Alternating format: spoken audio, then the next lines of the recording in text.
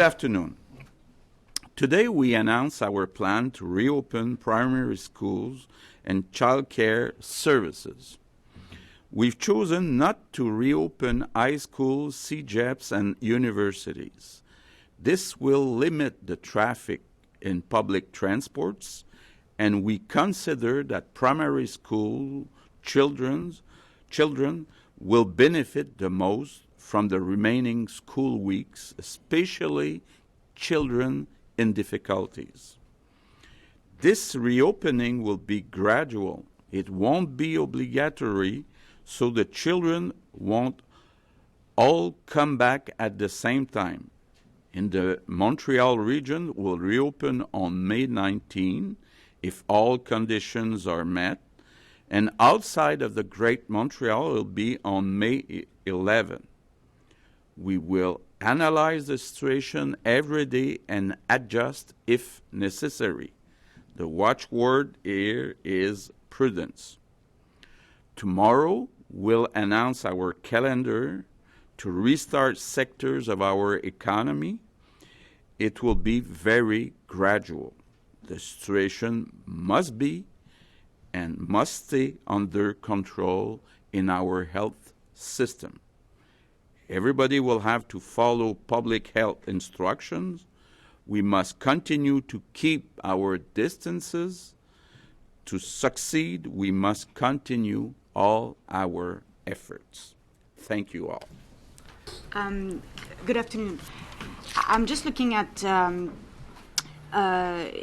you have children aged between 5 and 12 years old going back to school, and you hope that the physical distancing will be respected. So can you tell us more about your hopes about this, knowing that you have the pressure to do things right? Ontario is keeping schools closed until the end of May. Still ago. Okay. But like I said in French, there are 5 reasons why we've decided to reopen schools. First, we had the support of health, public health. Also, I think it's very important for our children, especially for our children having learning difficulties. It wouldn't make sense to wait 6 months before they go back to school. It would not be good for them. And we think that anyway, in 6 months, there's no proof that we will have a vaccine in 6 months. So we'll be in the same situation as today. Also, yes, we're asking children to stay at 2 meters from one another. It's not always easy with children, especially the ones that are younger. But we also, and science say that the risks are very low, that they have consequences if they get the COVID-19. And the situation right now is under control in our hospitals. So it means that if something happened to the child or to the parent, we'll be able to take care of him or her. Okay. And my second question is about testing swabs with this plan of reopening schools and then businesses, Mr. Arruda. Seems that there is confusion with the number of tests that we can do per day in Quebec. I see 6,000, I see 5,000 to 4,000 to 5,000, and then like a new capacity of 15,000 per day. So what is the plan? This is 15 per day, and it can go up when we're going to have, I would say, the new type of PCR that is made on the side of the persons. We have bought the machines waiting from receiving the reactives. But actually, with the tests we are using to do, we can have 15,000 tests per day. And we will keep some, I will say, for trying to measure the activity in the community in our next days in relation with the opening of of the society. But I just want to tell something, if I can, please. It's not because we are opening schools or I would say daycare centers that it means that the person at risk is not more at risk. So if the population thinks that because we open schools and I would say daycare centers, they can go out and as before, it's not the case. We're going to need that you stay home, especially if you are at risk, especially if you are over 60 or 70 years old, because if you just go too much outside, it's going to be at risk for you because there's going to be a reaugmentation of circulation in a lower level. But if it's a big level, we will have to come back to the confinement, which is what we don't want to see and have. And to answer your question about swabs, we have 109,000 swabs in inventory right now. Oh, you do? Yeah, 109,000. Thank you. Samuel Pouliot, CTV News. About the schools reopening, how will the government and the public health deal with an eventual outbreak of COVID-19 in a school? Could you close the schools again, or how is it going to work? That will depend on the situation. There is going to be probably kids that are going to have the disease and have no symptoms at all. So, but if there is somebody with symptoms, we will detect him, see what is going on around, who is the teachers that have been exposed or not, and based on the situation and the specific story, that class could be closed for 14 days and not all the school. That really will depend on the specific situation.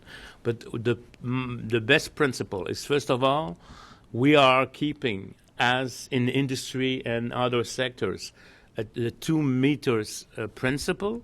It's clear that you can have 1.5 meters in a second. If you don't last all the day, that's not a big issue.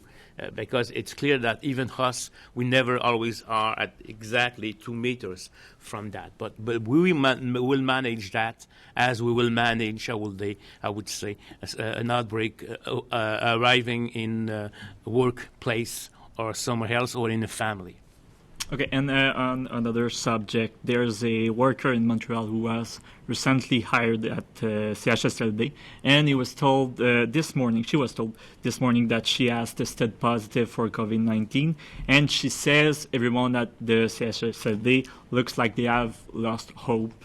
How can you encourage people to go and volunteer and go back to work when they are at risk and the conditions are bad?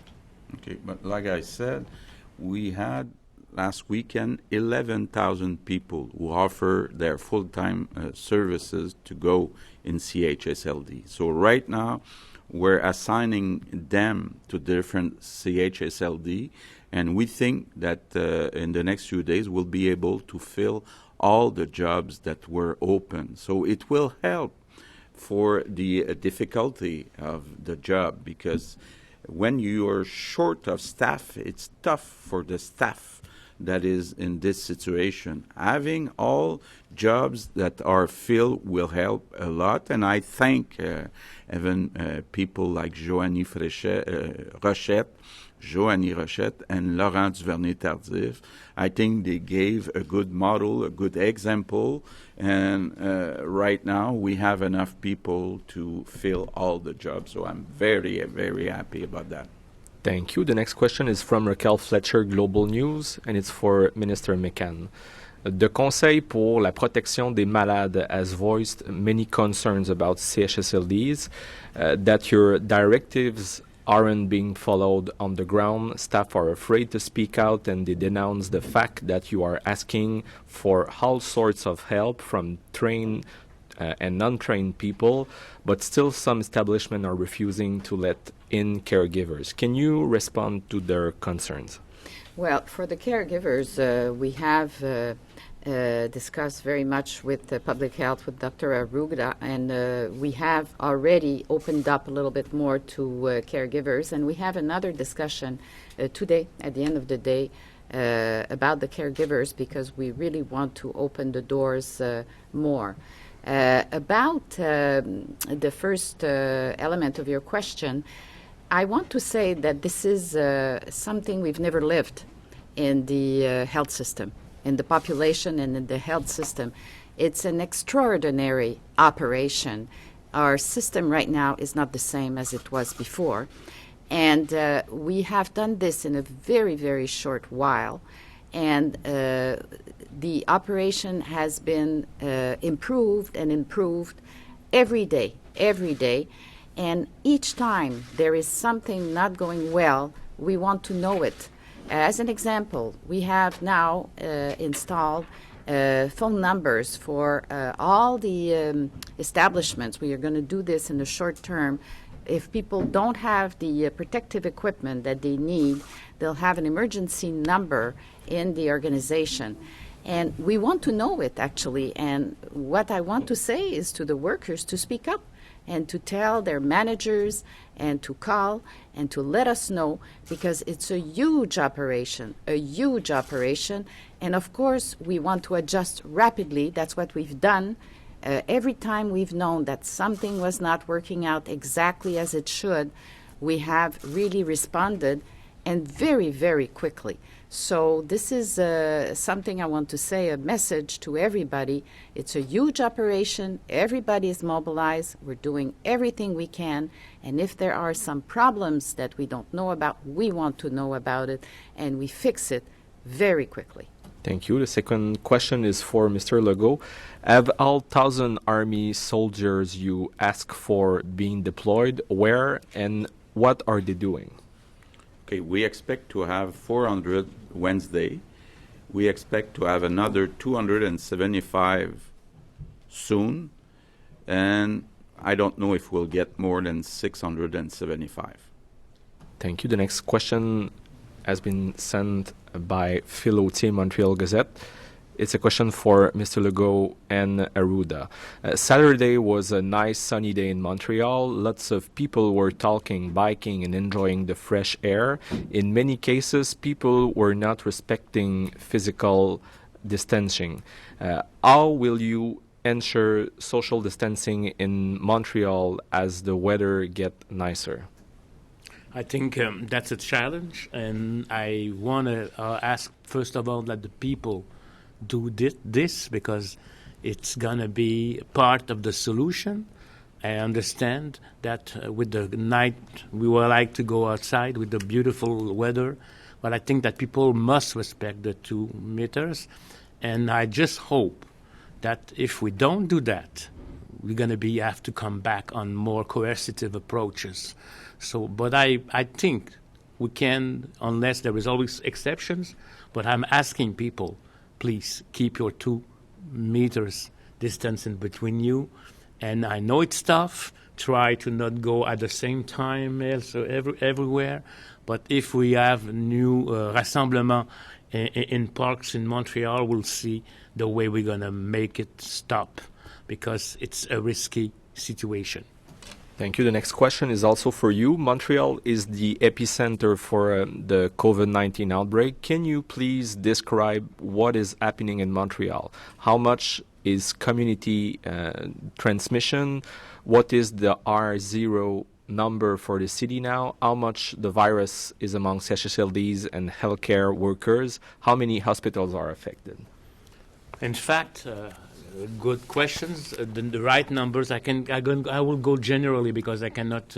Things are changing every day. But in fact, in Montreal, there is the situation of in Quebec, and especially in Montreal, there is the situation of CHSLDs that is having, which has had a big number of people who die, but it's calming, I think, actually, the people dying on those settings. There is not a R0 of under 1. It's up 1. It's not 2. It's between 1 and 2. We're going to follow up those things. This week is a very important week for us. It's why we are not opening on the 4th, but waiting for the 11th to make sure, and even to Montreal to the 19th to make sure things are okay. And there is some, I would say, there have been some control outbreaks in some hospitals that have been controlled, put into red zones, separating from the other ones. It's normal, I can say, especially with that new virus having asymptomatic people who can give the disease before they get symptomatic.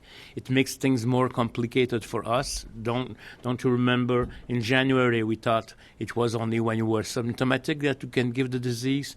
After it was 1 day before, and now it can be almost at 6 days before you get the symptoms. So that makes things more complicated. But the things are, I would say, in this case, I would say, under control, but there is still need to go down in the community transmission in Montreal if we want to reopen things. What I would add on this, if you allow me to, that the situation in Montreal, as the Prime Minister is saying, is there to Quebec. The Greater Montreal is of course, a situation that is very different from the rest of Quebec, and the situation in the hospitals, is tighter. So we have to be very careful about the situation and follow it up. And also the long-term facilities that are still in difficulty at this point, are mostly in the greater region of Montreal. So of course we're counting on the new staff that's coming in to help out.